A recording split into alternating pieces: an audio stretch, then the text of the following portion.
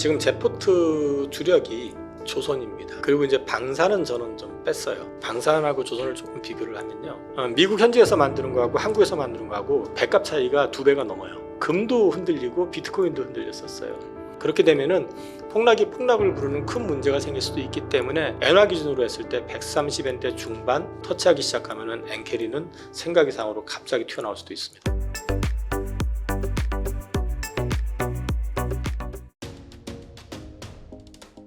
오늘은 IM증권 이영훈 이사님을 모시고 주식시장에 대한 말씀 들어보도록 하겠습니다. 이사님 안녕하세요. 네, 안녕하십니까. 이사님, 트럼프 대통령의 관세 정책 발표 이후에 전 세계 증시가 초토화됐습니다. 특히 어제 밤에 굉장한 나스닥이 마이너스 4%, 플러스 5%, 거의 비트코인 같은 무빙을 보여줬는데요. 도대체 어떤 일이 벌어지고 있는 건가요? 일단 트럼프의 일방주의, 그러니까 이제 작년까지는 증시라든지 금융시장이 미국 일방주의였다면은 트럼프 대통령이 되고 난 다음에 이제 중국을 잡겠다라는 대의 명분을 내세우고 잡기 위해서 우선 우리가 기초 체력을 가져야겠는데 무역수지 적자를 해소해야 될 것 같고, 또 우리가 지금 가지고 있는 무기가 없으니까 우리는 니네들한테 우리가 피해보는 만큼 관세를 부과할 거야 라고 관세를 부과를 하는데, 문제는 이제 타깃이 중국인 것 같으면서 은근히 우방국가 쪽으로 포커싱이 됐던 거죠. 그러니까 이제 이게 과거 1기 때는 주로 중국이 타겟이었다 그러면 이제는 전 세계를 대상으로 하다 보니까 이게 이제 엄청 큰 혼란을 줬었던 게, 관세를 당장에 지금 그런 식으로 상호 관세라고 해가지고 뭐 말도 안 되는 논리로 이렇게 붙여버리면은 그게 당장 이제 그 국가별로도 이제 수출이 줄 수밖에 없는 상황이고, 또 수출이 줄게 되면은 미국 같은 경우 뭐 돈이 남아 돌아가지고 그동안 소비했던 게 아니잖아요.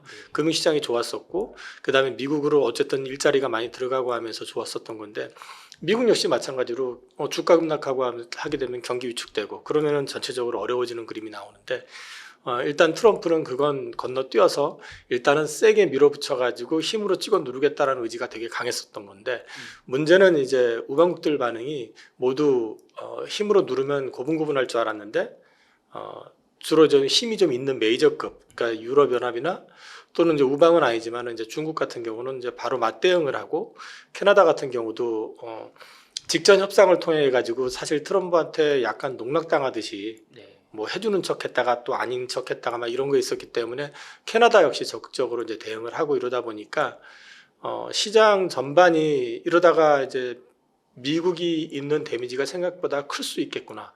그리고 글로벌 증시 역시 마찬가지로 미국이라고 하는 소비 시장이 그렇게 돼버리면은 전체적으로 기업들 실적은 안 좋아질 테니까 전체적으로 그래서 주가가 이제 급락을 했었던 건데, 이거는 이제 트럼프 스타일이 항상 해주는 척하고 뒤로 가가지고 모르는 척 해버리고 또 딴소리하고 이런 것들이 이제 학습이 되다 보니까 우리가 먼저 알아서 이렇게 할 테니까 해주세요라고 하는 쪽은 보통 보면 이제 그 경제력이나 힘이 없는 쪽, 어느 정도 경제력을 갖춘 쪽은 네가 이렇게 나오면 나도 이렇게 할 거야 하고 맞대응이 돼 버리니까 이제 시장이 크게 이제 놀란 거죠. 그 영향을 좀 이제 받았던 거고, 특히나 이게 이제 대공황 시절에 스무트 원리법, 이거 사실은 폭락은 그 이전에 있었어요. 1920년대, 27년 뭐 이때 있었는데 저게 또 제정이 되고 난 다음에 조금 회복이 되는 게 더 이제 다시 또 부러져 버리는 그런 상황이 나왔었기 때문에 스무트 원리법 관련된 이제 악몽이 있는데, 이게 세율이 보통 이제 적게 주는 게 45에서 50%, 심할 땐 450%까지 줬었기 때문에 이제 그 부분이 되는 거 아니냐라는 이제 우려감, 이런 것들이 반영이 됐고요. 주가가 급락을 하게 되면 어떤 상황이 걸리냐면은 펀드라든지 그 금융기관 같은 경우 이제 포지션이 노출이 돼 있으면은 이게 이제 마진콜, 보통 자기 범위 내에서는 안 하잖아요. 레버리지를 쓰니까 마진콜이 걸리게 돼요. 근데 이제 그 지난주 후반 어제 분위기를 보면은 금도 흔들리고 비트코인도 흔들렸었어요. 그 얘기는 무슨 얘기냐면은 주식시장이 박살이 나면서 마진콜이 걸리니까 다른 데 걸 팔아가지고 그거를 메우게 되고. 근데 이제 문제는 어젯밤에 그 말씀하신 것처럼 무빙이 엄청나게 심했는데, 제가 어제 다른 채널 생방송할 때 이제 얘기를 했었던 게 이게 희망사항일 수도 있지만은 지금 이 상황에서 오늘 밤에 만약에 5% 이상 급락이 더 나오면은 추가 마진콜이 걸리게 되면서 이때는 전체 금융자산은 물론이고 이런 원자재 쪽이라든지 이런 쪽에까지 전부 다 한 전체가 완전히 틀어질 가능성이 있다. 그렇게 되면은 폭락이 폭락을 부르는 큰 문제가 생길 수도 있기 때문에 어떤 시기든 백악관 쪽에서 립 서비스가 나올 것 같다. 네. 그래서 반등이 나올 것 같은데 희망사항이라고 그러면 관세 부과 시점을 몇 개월 연기시켜주고 그 안에 협의를 한다 뭐 이런 정도면 좋지 않겠냐라고 했는데 이게 보니까 자고 일어나서 보니까 이제 그 백악관 그 경제고문 그 케빈 셋이라는 사람이 살짝 그런 걸 흘려놨는데 나중에 다시 그런 적 없다라고 이제 백악관 대변인이 발표하면서 또 다시 또 급등했다 급락하고 이 난리가 났는데 저는 그거 그냥 우연히 그렇게 된 거라고 생각은 안 해요. 저기 트럼프 행정부의 스타일을 봐가지고 어떤 상황이라는 건 모를 리가 없는데 그거를 흘렸다라는 거는 시장을 조금 안정시키기 위한 목적이 분명히 있었다라고 생각이 되고요. 그리고 이제 오늘 장중에 계속해서 나오는 얘기들 보시면 자 일본이 먼저 성의 표시했으니까 일본은 1번 타자야. 네. 일본은 1번 타자. 좀 어감이 이상한데 네. 일본은 1번 타자로 해줄 거고 우리 이제 우방국들한테는 이렇게 좀 낮춰주는 작업을 할 거야라는 걸 갖다 베센트도 얘기를 하고 협상 같은 경우도 일방적으로 관세를 부과하지 말고 네. 국가 간 협의를 해서 해야 된다면서 좀 완화적인 얘기들이 건의사항이 계속 나와요 지금. 장중에 계속 그런 얘기가 나왔고 그 일론 머스크 같은 경우는 아예 관세 반대 입장을 또 표명을 하기도 했고요. 그래서 이제 단기적으로는 저는 클라이막스가 지난주 다른 채널에서 그랬고 어제 채널에서 그랬지만 이제 주말 초반 정도면은 일단 단기적인 클라이막스는 지나갈 것 같다. 근데 이제 문제는 이 문제가 단기간에 그렇다고 해서 갑자기 해결될 거냐?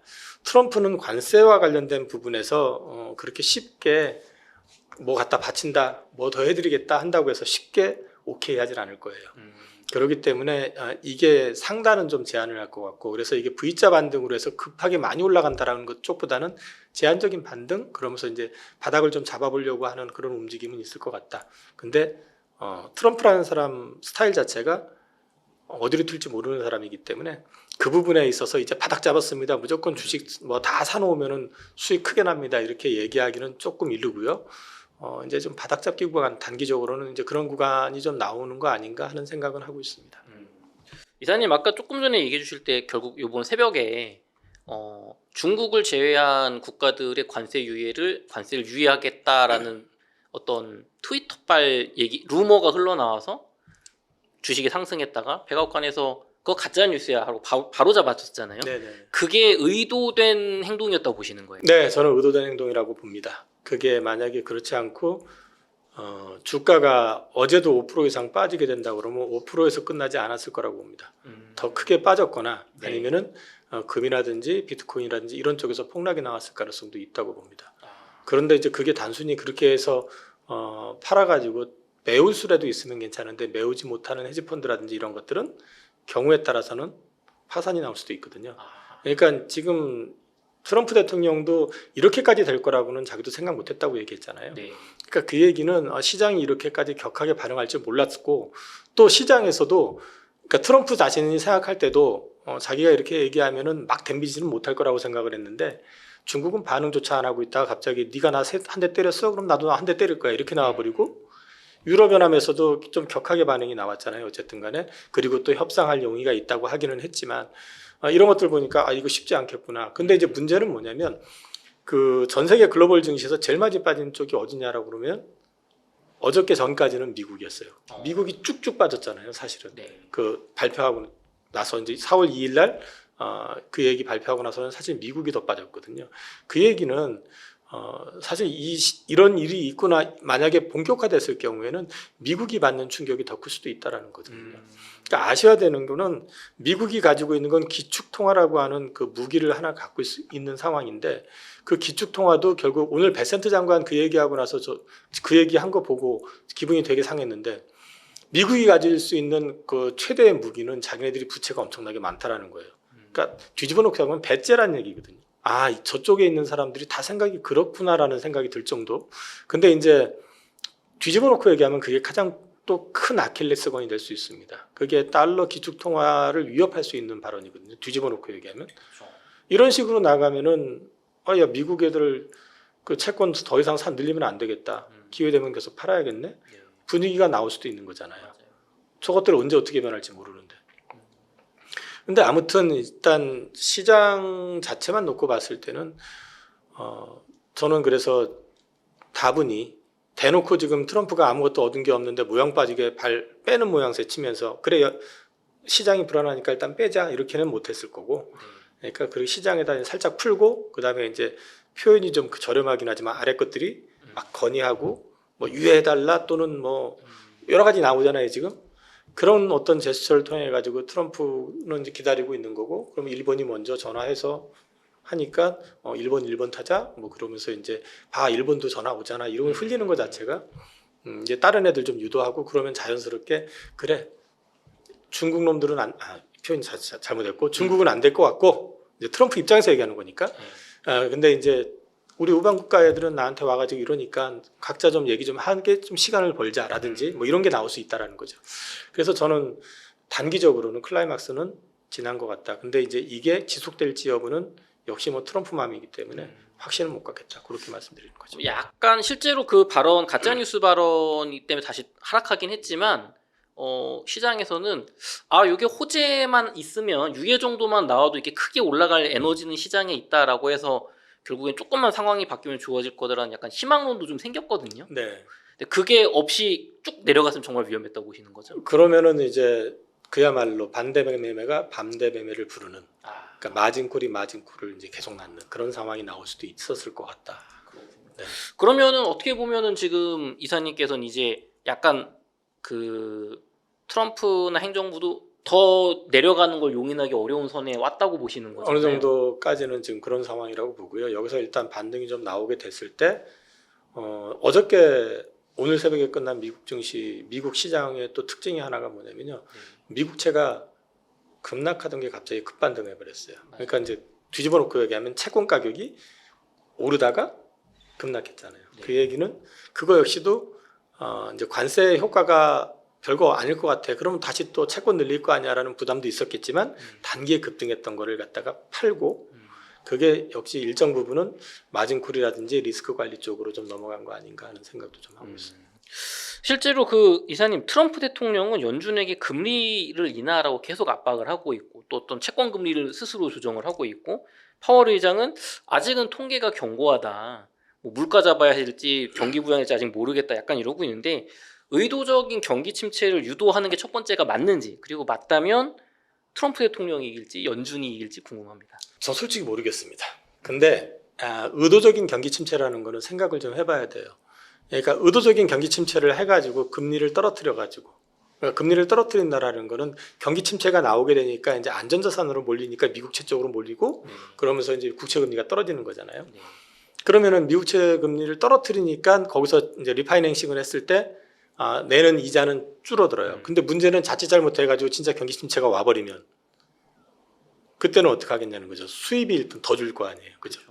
수입만 주는 게 문제가 아니죠. 그러면 경기 전반이 어려워지게 되면은 소비도 또 다 줄어들 거고 그렇게 되면은 기업들 실적도 떨어지게 될 거고 그렇게 되면은 오히려 금리를 낮춰가지고 버는 이자 차익보다 비용이 더 크게 나올 수 있어요. 거기다 잘못해가지고 예를 들어서 꼬여가지고 경기 침체가 심하게 나올 경우에는 다시 한번 양적 완화를 해야 되는 상황. 그렇죠. 그렇게 되면은 돈을 또 찍어내야 되는데 자기가 부채를 안 줄이겠다고 이렇게 해놓고 나서 오히려 부채를 키우잖아요. 그렇게 되면. 그렇죠. 그러니까 그거는 좀 이렇게 막연하게 얘기하는 건 아니지만 분명한 거 하나는 이제 유가를 내리려고 하는 건 진심이었잖아요. 왜 인플레의 주 원인 중에 하나가 이제 원자재 가격일 수 있고 그러니까 석유가 그 기본 재료로 쓰이는 게 워낙에 많기 때문에 그래서 증산하라고 계속 압박을 넣었었던 거고 오펙에다도 그랬었고 근데 오펙은 또 지 내부 사정으로 증산 또 발표하고 그럼 경기 침체 노이즈 나오니까 막 $60도 깼다가 올라오고 막 그랬잖아요. WTI 기준으로. 유가 떨어졌지. 금리 떨어졌지. 그리고 또 음식료 가격도 또 떨어졌거든요. 그러니까 인플레 아니잖아. 금리 내려. 하고 연준에다 요구를 하는 거죠, 지금. 근데 연준 입장에서 봤을 때는 고용이 나빠졌냐? 아니거든요.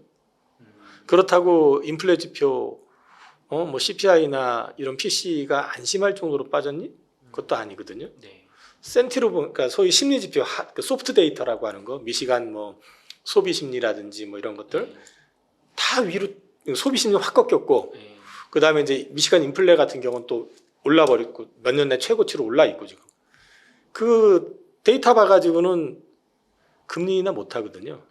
그러니까 지표상으로는 할 수 없는데, 그러니까 또 이제 개인적인 생각인데 파월은 지난 대선에서 제가 볼 때는 트럼프보다는 해리스 쪽에 줄을 섰던 게 맞아요. 금리를 7월 달인가 비컷을 했었던 것도 사실 좀 넌센스였던 것 같고 제가 보기에.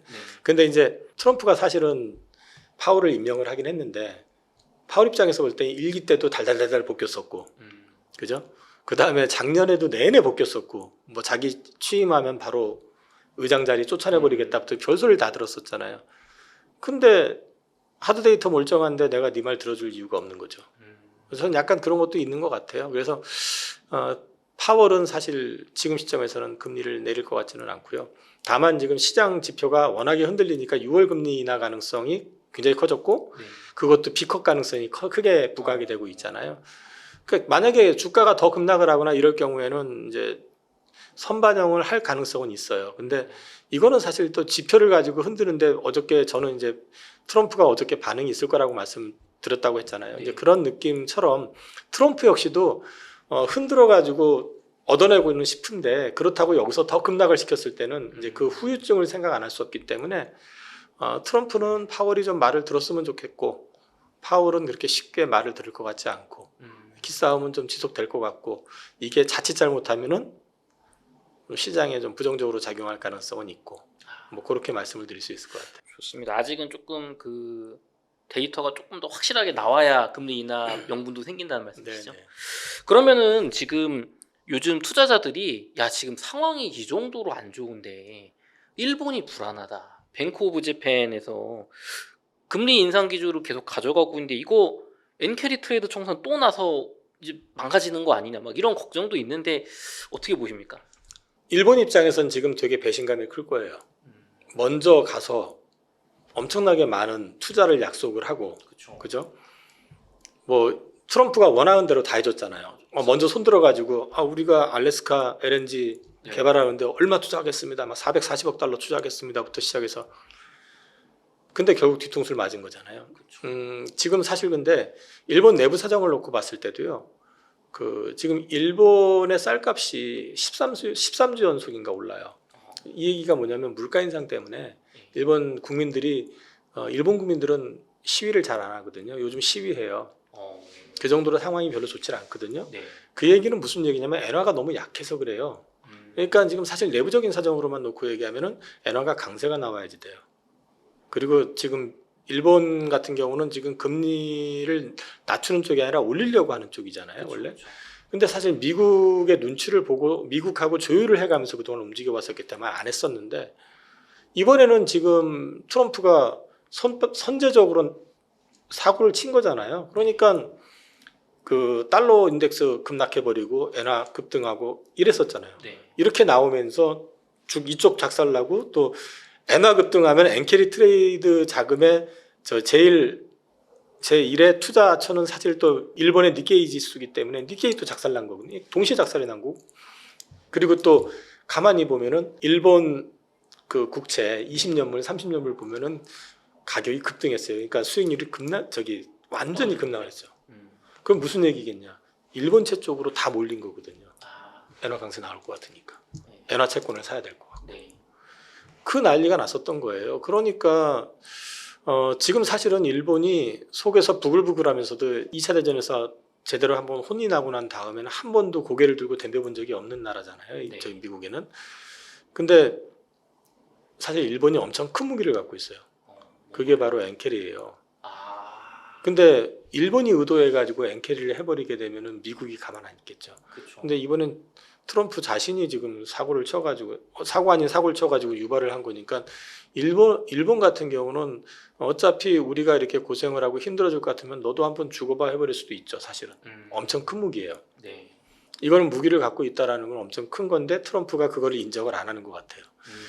근데 이제 이것 관련해 가지고는 그렇다고 해서 지금 일방적으로 일본이 엔캐리를 유도하는 금리 인상을 혼자 독단적으로 가지는 않을 것 같습니다. 그래서 당장에 어저께도 8시 25분인가 이시바 총리가 트럼프하고 25분간인가 통화하고 뭐 협상 다시 하자. 우리가 니네한테 얼마를 투자했는데 우리한테 왜 이래 뭐 이러면서 이제 읍소하고 막 그랬잖아요. 그랬더니 트럼프 이제 그런 전화를 기다렸을 거 아니에요. 네. 센 놈들이 다 덤비니까 그 와중에 센 놈 중에 하나라도 좀 숙이고 들어오는 게 있어야 되는데. 그렇죠. 그러니까 일본이 굉장히 뭐 아름다운 대화를 했네. 어쩌네 또 그 특유의 네. 설레발 쳐가면서 그런 얘기 했던 것들도 저는 어저께 주가 관련해 가지고 뉘앙스다라고 이제 보는 거거든요.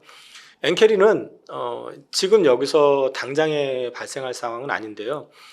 근데 만약에 지금 그 관세 관련돼 가지고 트럼프가 고집을 꺾지 않고 밀어붙이는 분위기가 나오고 달러화 약세가 추가적으로 진행이 된다 그러면 엔캐리는 반강제적으로 진행이 될 가능성도 있고 그 리스크가 커지는 시점은 엔화 기준으로 했을 때 130엔대 중반 그 정도 터치하기 시작하면은 엔캐리는 생각 이상으로 갑자기 튀어나올 수도 있습니다. 막 나가면은 일본에서 뭐 미친 척 할 수도 있는 거니까. 그러니까 미친 척 한다라는 게 너 죽어봐라 해서 하는 게 아니라 내가 그런 거 아니야 이렇게 할 수 있는 여건을 트럼프가 만들어 버리면은 이쪽에서는 야 물가 올라가지고 안 되고 그 다음에 경제 성장률이나 이런 것들 딱 봐가지고 지금은 금리 인상을 해야 될 것 같아.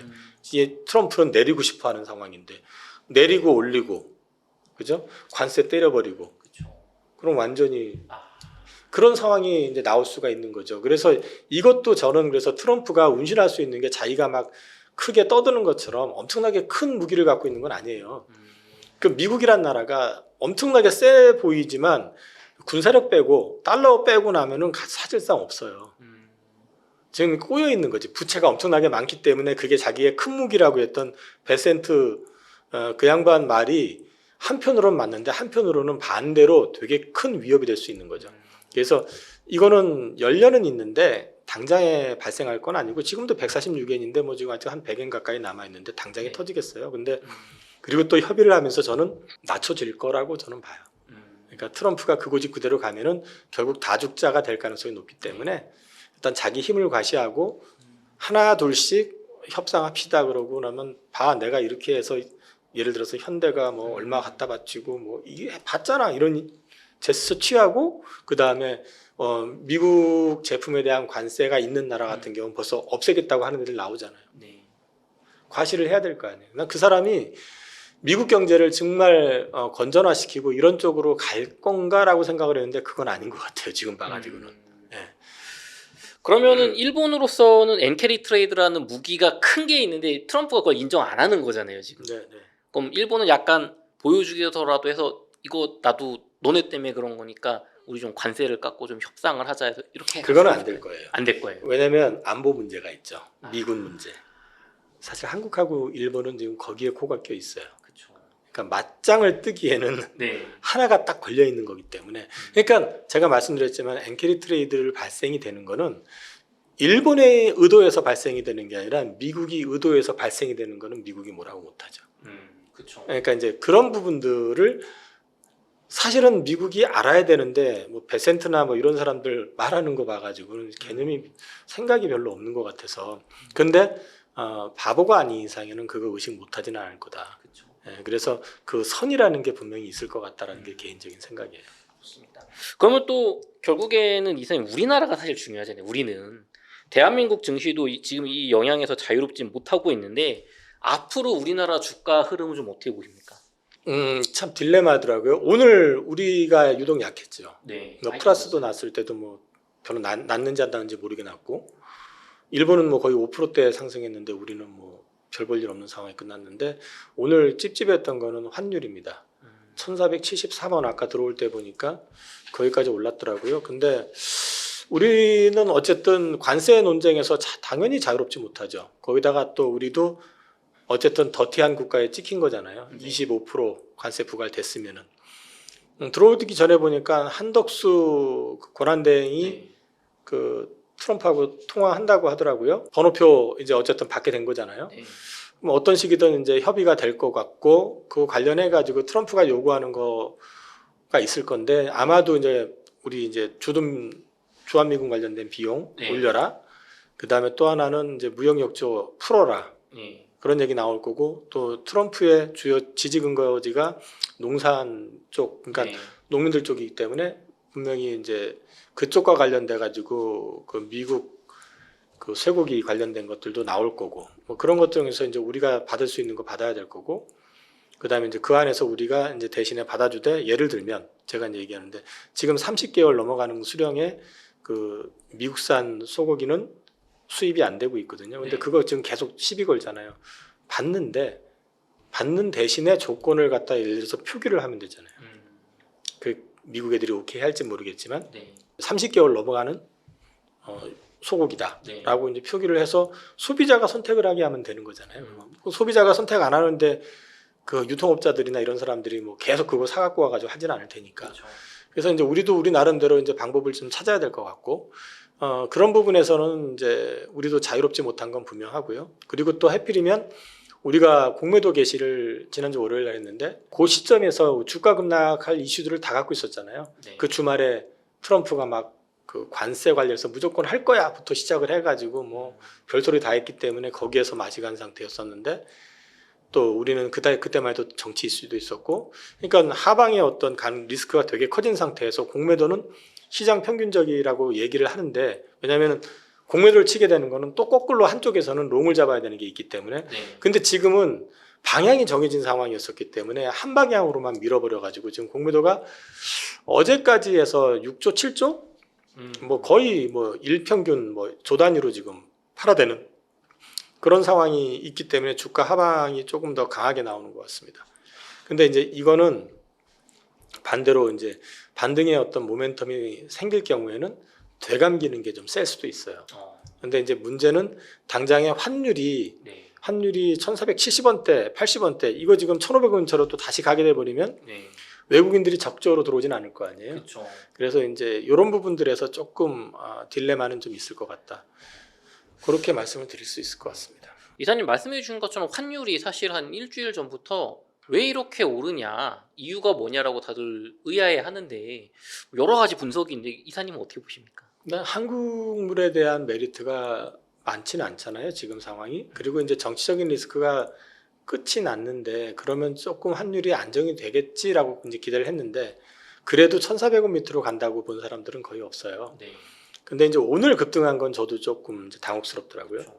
그래서 이게 뭐지 하고 지금 이제 보고 있는 상황이기는 한데 환율 같은 경우는 뭐 지금 구간 하방으로 보면 한 1,400, 한 30원, 20원, 상단은 뭐 1,480원 그 레인지에서 움직이지 않을까 싶어요. 지금은 당분간은. 근데 이제 이게 결국 관세 노이즈 이런 것들이 조금 풀리면 자연스럽게 돌아설 건데 지금 관세에서 가장 크게 얻어맞는다라고 지금 시장에서 얘기가 되고 있는 거는 자동차. 네. 거기다가 또 우리나라 같은 경우는 반도체 지금 어떻게 될지 몰라. 이게 또 이제 큰 리스크잖아요. 우리 산업의 근간에서는 가장 큰 섹터들이기 때문에 그래서 좀 유독 좀 더 많이 흔들리는 거 아닌가 싶습니다. 그럼 이제 마지막으로 개인 투자자들 입장에서 지금 시점에 좀 어떻게 대비를 해야 되는지 말씀 부탁드리겠습니다. 이 투자하실 때 이게 주식 투자하실 때 이런 게 있는 것 같아요. 누가 뭐 좋대더라 해가지고 사놓고 나면 좋대더라만 기억을 하고 있어요. 근데 제가 늘 이제 말씀드리니까 귀로 투자하지 마시라는 얘기를 하잖아요. 자기가 보고 고민을 하고 머리로 투자를 해야 되거든요. 그러니까 내가 알고 투자를 하지 않고 누가 좋대더라 해가지고 투자했는데 주가 빠지면 누가 좋다고 했는데가 되는 거거든요. 네. 증권사 리포트 보시면 매도 리포트 우리나라 요즘 그래도 좀 있긴 하지만 옛날보다 거의 없잖아요.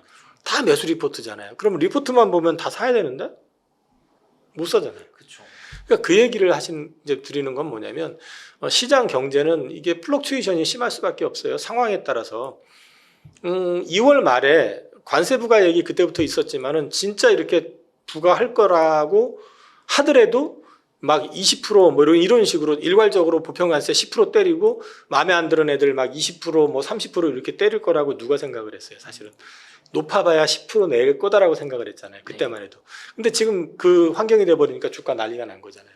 그러면 이제 시장에서는 그럼 그 주식 자체가 변하는데 이 사람들이 거기에 대해서 반응을 안 하고 무조건 그냥 딱 머릿속에 각인만 딱 돼 있다 보니까 손실을 이제 계속 보시게 되고 하는 건데 지금은 이런 변동성이 심해진 것뿐만 아니라 제가 볼 때는 자칫 어저께 아까도 말씀을 드렸지만 잘못했었으면은 시장이 그 전반적으로 한번 큰 리스크가 터질 수도 있는 상황이었다고 저는 보거든요.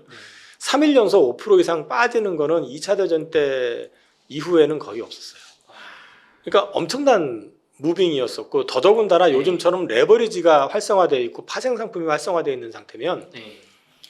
어저께도 5% 이상 빠지게 되면 5% 선에서 끝나는 게 아니라 그게 계속 승수작용이 나오면서 폭락이 한번 나왔을 수도 있어요. 네. 근데 이제 그 부분을 어쨌든 제어가 되기는 했었지만 이런 변동성에서는 리스크 관리라는 거 이게 되게 중요하거든요. 네. 그래서 이제 그런 부분들을 좀 생각을 하셔야 될 것 같고 지금은 목표 수익을 너무 길게 가져가시는 것보다는 일정 부분 현금을 좀 유지하시고 시장을 좀 대응하셔야 될 것 같아요. 그러니까 제가 저기 써놨는데 이건 제가 22년 9월 달에 제가 포스코홀딩스 주가도 기억해요. 22만 원, 21만 원 선에서부터 네. 매수 추천을 강하게 했었어요. 네. 그 경제 방송에서 네. 한 달을 얘기했어요.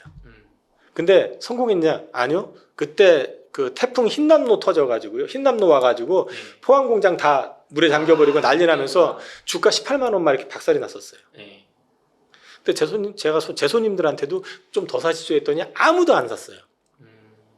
그리고 2차 전지 사이클 나왔었을 때 좋다라고 이제 계속 어필을 했었고 주가 급등했잖아요. 근데 이제 투자자들은 2차 전지 하면 다 좋은 걸로만 생각을 한 거잖아요. 네. 근데 저는 그 중간에 7월 27일 날로 날짜까지 정해놨는데 저거 역시 그 M으로 시작하는 그 경제 TV에서 네. 그날 아침 방송에서 피크 나온 것 같다는 얘기를 그 다음날 얘기했단 말이에요. 그리고 캐진 구간도 가을부터 얘기했었어요. 이 얘기를 왜 하냐면은 변명이 아니고 구구절절 이런 말씀을 드리는 게 이 무빙이라는 게 있단 말이에요. 경제는요. 네. 근데 이걸 생각하지 않고 그냥 무조건 이렇게만 생각을 하다 보니까 지금 같은 상황에서 이렇게 왔는데 내가 갖고 있는 주식은 계속 이렇게 될 거라고 생각을 하고 있는 거죠. 그쵸. 그래서 이제 그런 부분들을 좀 이해를 하셔야 되는 부분이 있다. 그래서 투자하기 전에 경제에 대해서 좀 이해를 하셔야 된다라는 걸 좀 말씀을 드리고요. 계속해서 자기 스스로 좀 업데이트도 좀 하셔야 됩니다. 그리고 이제 보면 유튜브가 제일 편하잖아요. 네. 자기 딴 일 하면서 누가 뭐 얘기하는 거 들으면 그럴싸하고. 근데 저도 유튜브 방송 많이 하지만 유튜브를 통해 가지고 듣는 거 그거 맹신하시면 안 돼요. 제 얘기도. 그거에다가 더해가지고 자기 스스로 파보셔야 돼요. 그래서 자기가 확신을 가져야 돼요. 그리고 변화되는 걸 보셔야 돼요. 그래서 이제 이런 부분들을 말씀을 좀 드리고 싶고요. 어차피 지금 구간에서 수익을 내신 분들 별로 많진 않을 거예요. 네. 근데 지금 구간부터는 반등 나올 때 저래면 내가 갖고 있는 주식들을 한번 쭉 훑어보고 전체적으로 스터디해보고 상대적으로 탄력이 떨어지거나 아니면 이 주식은 안 될 것 같아라고 판단되는 것들은 현금화를 좀 시킬 것 같고 내가 주력으로 생각하고 있는 쪽은 그냥 이제 버티면서 그 다음을 보는 전략으로 가져갈 것 같아요. 그렇군요. 그럼 좀 반등이 나온다고 하면은 좀 장기적으로 보는 종목이 아니라면 약간 수익하는 게 좋겠다. 저는 장기적으로 보는 주식 아니라면 그렇게 하는 게 맞다고 생각을 하고요. 제가 이 얘기를 처음 하는 게 아니에요. 그렇죠. 작년에도 웅달에서 계속 얘기했던 얘기예요. 네. 내가 갖고 있는 주식 포트폴리오 다시 점검해보고 이게 뭐가 판단이 미스가 돼서 잘못됐다 판단되면 버려라. 차라리 그 현금 가지고 다음을 대비하는 게 낫다라는 얘기를 계속 했었어요. 근데 이제 그런 부분들에 대해서 계속 말씀을 드려도 잘 못하시잖아요. 근데 이제 아닐 때는 아닌 주식 갖고 있으면은 그 주식 순서가 돌아오려면은 생각 이상으로 시간이 많이 필요하고 또 한 가지는 그게 우량주면 그나마 기회가 오는데 네. 우량주가 아닌 거는 기회가 안 올 수도 있어요. 그래서 이제 이런 부분들은 본인이 좀 고민을 좀 하셔야 된다. 그렇게 좀 말씀을 드릴 수 있을 것 같고 시장은 일단 지금 반등은 좀 나올 수 있지 않을까 기대는 하는데 이게 시장이 본격적으로 돌아서는 거는 저는 좀 아직 시간이 더 필요할 것 같습니다. 그러면은 현금을 좀 보유, 뭐 월급 들어오는 것도 있으니까요. 있으신 분들은 섣부르게 매수하기보다는 조금 더 명확한 그러니까 턴어라운드 하는 걸 기다려야 될까요? 이제 두 가지 패턴이 있죠. 단타 좋아하시는 분들. 네. 지금 많이 빠졌으니까 사가지고 5%, 10% 제 운 좋으면 요즘 또 정치 테마주 또 오늘도 난리 나잖아요. 그런 거 들어가가지고 그렇게 하실 수 있는 분들은 하시면 돼요. 근데 이제 성향 자체가 저는 그렇게 못해요. 그렇게 옛날에 저도 좀 어렸을 때 이럴 때는 막 이런 거 좋아해가지고 그랬었는데 시간이 지나면서 하고 나서 보니까 이게 수익이 날 때는 정말 격하게 나요. 손실 나면 또 격하게 손실 봐요. 그래서 몇 년을 놓고서 보면은 별로 수익 난 게 없어요. 이게 뭐지? 이게 투자야 뭐야라는 제가 저 같은 경우는 거기에 이제 회의를 좀 갖고 난 다음에 이렇게 좀 격하게 가는 주식들을 뭐 테마주로 가는 거 이런 쪽은 잘 안 하게 되고 저는 좀 꾸준히 가는 쪽으로 이제 포커싱을 해가지고 하면서 실제로 저랑 오래 하신 고객님들 수익을 다 많이 올려드렸었거든요, 사실은. 그랬기 때문에 이제 패턴의 차이다, 이거는. 본인이 단타 치고 단타 잘하고 그러시는 분들은 제 말 들을 필요 없어요. 근데 그런 거 없으신 분이 아니 그런 능력도 안 되는데 주가 올라가는 거 보니까 마음은 조급하고 현금 좀 있으니까 누가 이거 좋대더라. 이건 예를 들어서 뭐 이름을 대서 뭐 이건 이재명 테마주래더라. 예를 들어서 이건 한동훈 테마주래더라. 그러면 거기에 그냥 확 댐볐는데 진짜 잘하는 사람들은 진작 사가지고 발표 올려놓고 팔잖아요. 네. 근데 꼭 이렇게 올라갈 때 사잖아요. 그러니까 그런 부분들을 경험을 뭐 해보시라는 게 아니라 본인이 잘하실 수 있는 분들은 그렇게 하셔도 돼요. 근데 그렇게 하실 게 아니라 그러면 조금 호흡 조절을 하시고 이게 눈앞에 보여 이게 주가 시세 변동하는 거에 너무 예민하게 대응하시면 악수를 둘 가능성이 높아요. 그래서 조금은 본인이 그런 패턴이 아니다 싶으시면은 너무 단기 수익 이런 쪽 보시지 마시고 호흡을 좀 길게 가져가시면 조금 편안할 때 좀 해보시는 게 나을 것 같아요. 리스크가 조금 더 해소가 돼야 되겠네요. 좋습니다. 저희 이어서 이제 공매도 그리고 어떤 대선 레이스 또 지금 시점에 어떤 업종을 그럼 좀 관심을 가져야 하는지 2부에서 이야기 나눠보도록 하겠습니다. 이사님, 공매도가 재개된 다음에 지금 주가 희비가 좀 엇갈렸어요. 특히 말씀 1부에서 얘기해 주셨지만 좀 타이밍이 좀 안 좋잖아요. 지금 시점이. 어떤 업종이 악영향을 받았고 어떤 업종이 좀 수혜를 입었을까요? 공매도 재개 이전에 대차 잔고가 급증했던, 그러니까 주식을 빌리는 게 이제 급증했던 섹터가 반도체, 2차전지, 바이오, 방산, 조선이었어요. 근데 이제 반도체 같은 경우는 우리나라 대표 업종이고 영향력이 제일 크잖아요. 시장에 대한 그쪽을 많이 빌려 썼다라는 거. 그다음에 2차전지 같은 경우는 이제 대차 잔고가 많았었던 거는 여기가 숫자가 지금 안 나오잖아요. 실적이 안 나오는 상황이다 보니까 성장 섹터임에도 불구하고 성장도 정체가 되어 있고 캐즘에 들어가 있다 보니까 그게 타깃이었던 것 같고 바이오 방산 조선 같은 경우는 주가가 많이 올랐다라는 거.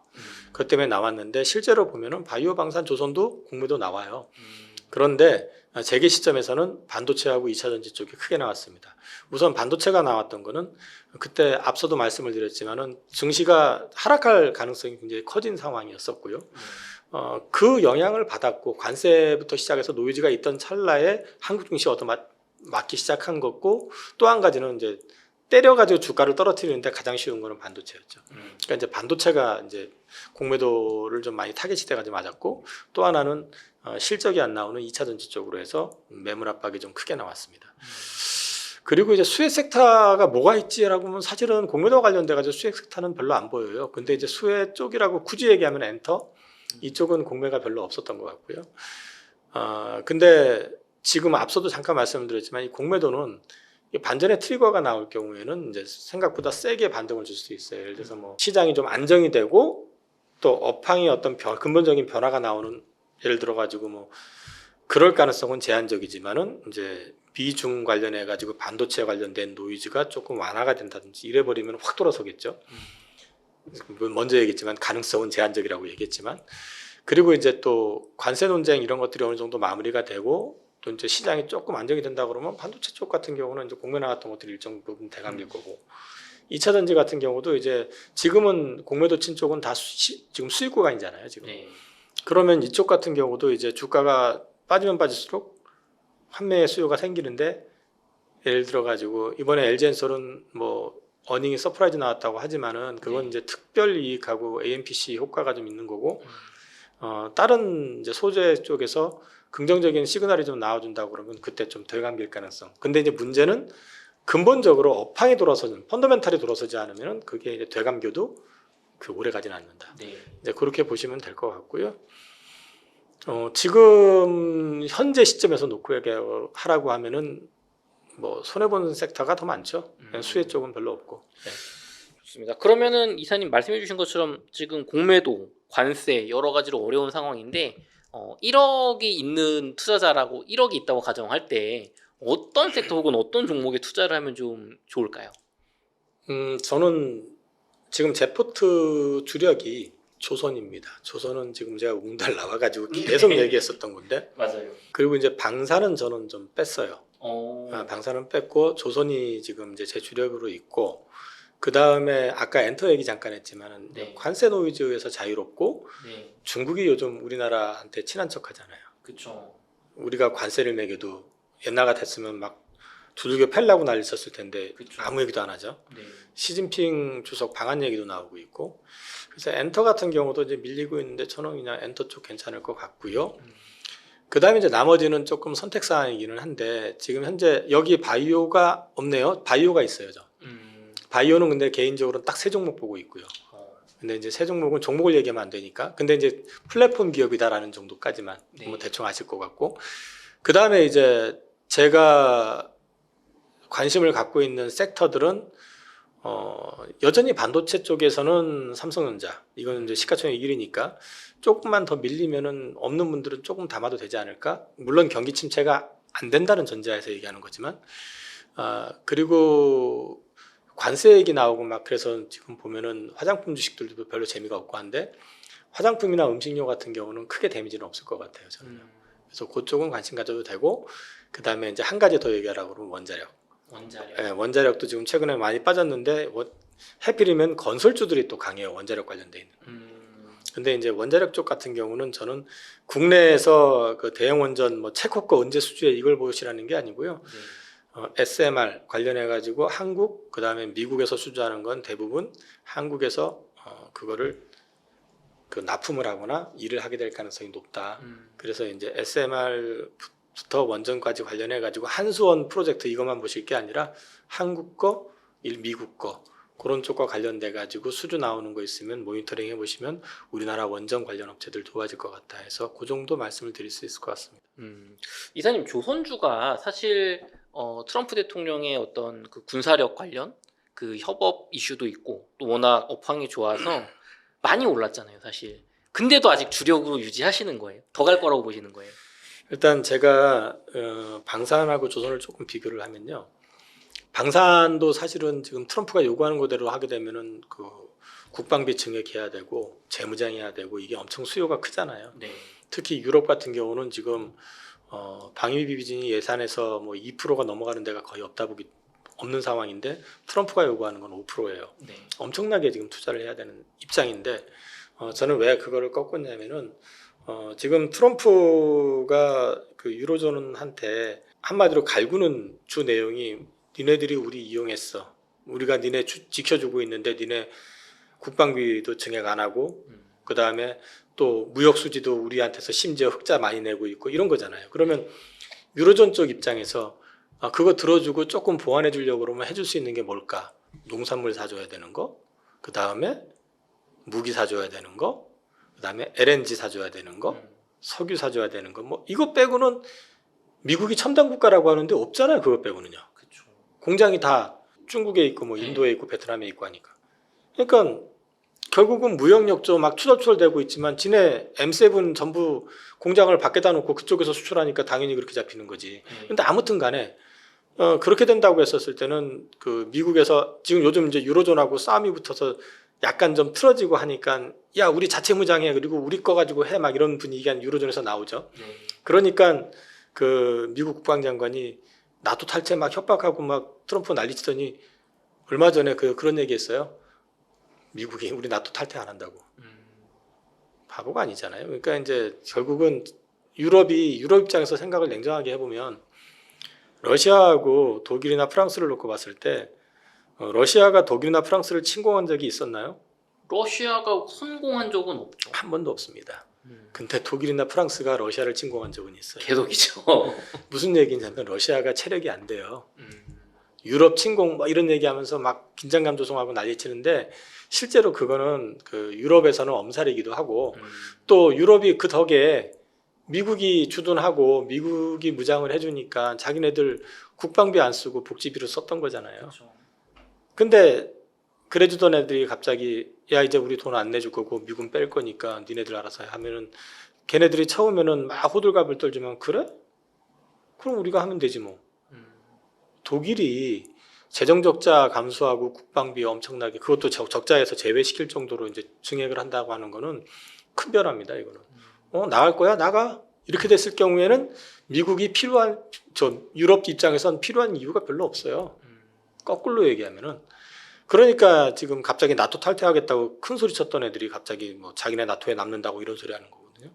이 얘기를 제가 왜 말씀을 드리냐면 결국 이 티격태격 하더라도 그 문화권도 이제 사실 미국이나 유럽이랑 좀 유사하잖아요. 네. 거기에다가 인종적으로도 그렇고 그러면 결국 가가지고 이제 합의가 되는 쪽은 무역 수지 적자 줄여주려면 뭐 한국 거 사주겠어요, 미국 거 사주겠어요. 미국 거 사줘야 될 거잖아요. 그 다음에 이제 재무장을 하는 데 있어가지고 자체 무장 얘기를 강조했거든요. 그러면 지금 그러면서 얘기했던 게 뭐냐면 유로존 내에서 부품을 65% 이상을 조달해라. 네. 그 우리나라 무기 방산 무기 여기서 만들어가지고 가가지고는 예를 들어서 60% 남을 수 있는 거 거기 가서 현지에서 현지 부품 써가지고 조립해가지고 만들면 얼마나 남겠어요. 그렇잖아요. 그러니까 마진이 폴란드 계약처럼 대박이 터지는 거는 사실상 올해 그러니까 올해 나올 것 같아요. 폴란드 2-1차 계약 그게 거의 마지막일 것 같다 저는. 그래서 방사는 수준은 앞으로 계속 될 거예요. 중동에서도 나오고 뭐 동남아에서 나오고. 근데 유로존에서 기대했던 것처럼 엄청난 수주가 한 방에 터지지는 않잖아요. 그렇게 놓고 봤을 때는 얘는 대체 수단이 많다. 근데 조선은 당장에 지금 미 해군이 지금 정상적으로 가동되는 배가 군함이 몇 척이 안 되니까 그거 MRO 지금 열어줬잖아요. 네. 근데 지금 척수에서도 이미 역전당한 상태인데 이거 계속 벌어진단 말이에요. 그러니까 미국이 해군을 재무장을 하고 증강을 하려고 그러면 누군가의 도움이 필요해요. 미국 내 조선소는 답이 없거든요 지금. 네. 그러면 그 누구가 필요하냐고는 한국이 필요한 상황이거든요. 이거는 대체 수단도 없어요. 중국한테 군함 좀 만들어줘 할 수도 있는 것도 아니고. 네. 그러니까 얘는 지금 미 해군 관련된 건 무조건 기정사실이다 이거는. 네. 그다음에 두 번째는 미국이 LNG 프로젝트 지금 7개 하고 있고 추가로 뭐 할지 안 할지 모르겠지만 알래스카부터 시작해서 또 추가로 나온다 그러잖아요. 네. 그거 해가지고 나올 수 있는 그 LNG 캐리어선이 한 430척인가 된대요. 우리나라로 얘기하면은 그게 8년치 물량이에요. 네. 8년치 물량. 그러면 그거 어디다 주겠냐고. 그것도 만들 수 있는 나라가 중국밖에 없는데 한국 빼고는.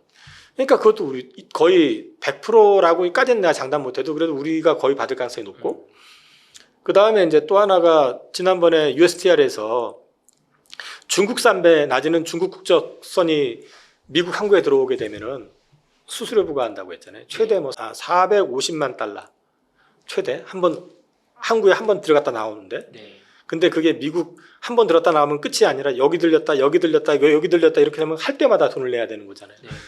그러면은 해운사들 입장에서 지금 미국하고 거래를 하려면 중국산 배를 더 주면을 못해요. 그러니까 최근에 미국으로 이제 거래하는 이제 그리스 선주라든지 브라질 선주라든지 이런 쪽이 다 방향을 한국으로 바뀌었죠.